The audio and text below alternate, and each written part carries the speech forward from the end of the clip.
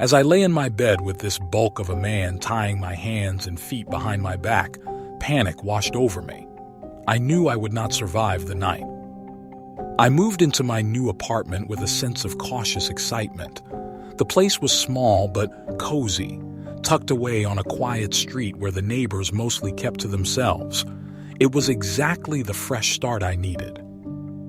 The first time I saw him, I didn't think much of it. My neighbor, an unassuming man in his late 40s, lived directly across the hall. He had a calm, almost friendly demeanor, but there was something about him that unsettled me. His eyes held a weight to them, like he was sizing me up rather than simply looking at me. He introduced himself as Daniel, and I forced a polite smile. Then the small things started happening. I'd come home and find my front door slightly ajar, though I was certain I'd locked it. Items inside my apartment seemed out of place. My books shuffled on the shelf, my kitchen knives rearranged. I told myself I was just being paranoid, that moving stress was getting to me. But then the breathing started. At night, just beyond my bedroom door, I'd hear the sound of slow, deliberate breathing, heavy, measured. I would lie there frozen, my heart hammering in my chest, but when I finally worked up the courage to check, there was nothing. No sign of forced entry, no proof that anyone had been there, just the overwhelming sense that I wasn't alone. Then I started seeing him, everywhere. It began subtly at first. I would leave my apartment and notice Daniel stepping back into his, as if he had just been standing in the hallway. I'd be walking to the grocery store and catch sight of someone who looked like him just a few paces behind me, only for him to disappear the moment I turned around. One evening, I decided to go for a walk to clear my head. The feeling of being watched had become suffocating.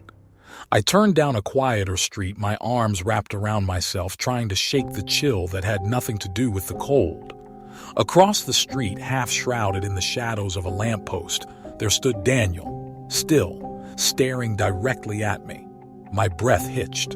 My instincts screamed at me to run, but I forced myself to keep walking, my pace quickening. I turned a corner, hoping to lose him. When I glanced back, he was gone.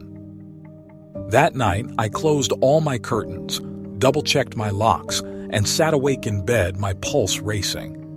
Days passed, and it only got worse. I would catch glimpses of him outside my window, peering up from the sidewalk below, his face obscured in the dim light. Once, I saw a camera flash in the darkness aimed at my apartment. I ran to the window, but he was already gone. I was his next victim. I could feel it. Then came the night I saw his face on the news. The segment was about a long, undetected serial killer, a man who had terrorized women for years, yet always managed to slip away before authorities could catch him. The grainy composite sketch flashed on the screen, and my stomach twisted into a knot. The sunken eyes, the hollowed cheeks. It was Daniel, my neighbor. Panic flooded my veins. My hands shook as I reached for my phone. I needed to call someone, anyone. But just as I was about to dial, I heard my door creak open. I turned, and he was already inside. The force of his attack was immediate. He was on me before I could scream. One hand clamped over my mouth, the other pressing something cold and sharp against my side. His breath was hot against my ear as he whispered, "Shh, no one's coming to save you." He dragged me into the darkness. When I woke, my wrists were bound with thick, coarse rope. I was in my own apartment, but the furniture had been pushed aside, the windows covered with black plastic sheets. My stomach churned as I took in my surroundings. He had planned this. He had been waiting. The first thing he did was smile. Not a warm smile, but one that sent icy tendrils of dread crawling up my spine. "You figured it out too late," he murmured, dragging a chair across the floor and sitting in front of me. He tilted his head, studying me like I was an insect pinned to a board. It's always fun when they realize. The torment began slowly. He would sit there for hours watching me, savoring my fear. He wouldn't speak much, only breaking the silence to hum an eerie, tuneless melody. I tried reasoning with him, tried begging. It only seemed to amuse him. He ran the tip of his knife along my arm, slow and deliberate, tracing patterns into my skin without breaking it, at first. Then came the real suffering. The blade found its way deeper. A shallow cut at first, then another, deeper this time, until blood slicked my skin. The pain was sharp, burning, but it was nothing compared to the sheer helplessness that swallowed me whole.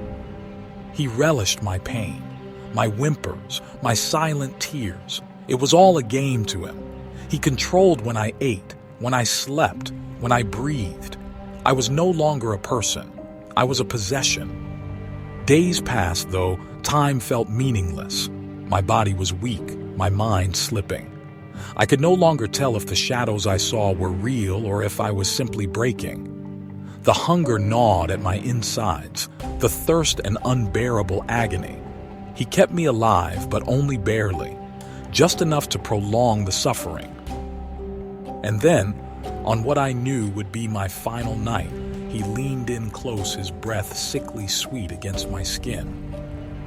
"I wonder how long you'll last," he whispered, his fingers brushing my cheek. "You're strong, stronger than the others." I knew then that I wasn't getting out of this alive. There would be no miraculous escape, no last-minute hero bursting through the door.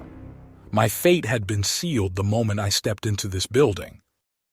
And as his knife found my flesh one last time, I let the darkness take me. The walls of my apartment would hold my screams forever.